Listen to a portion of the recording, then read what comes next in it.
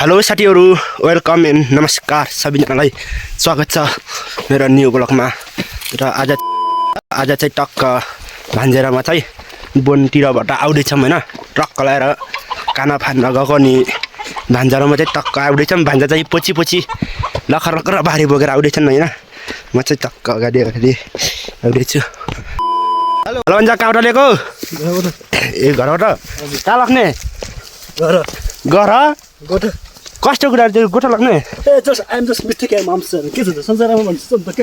सन्चेरामै tasty त होला नि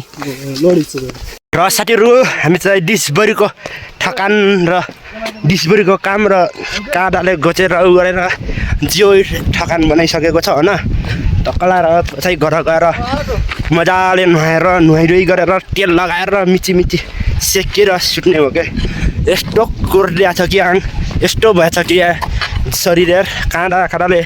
कोरेर टस बनाइदिएछ यार ल साथीहरु सबैजनालाई बाई बाई फेरि पनि मेरो अर्को न्यू ब्लगमा भेटौँ ल थ्यांक यू।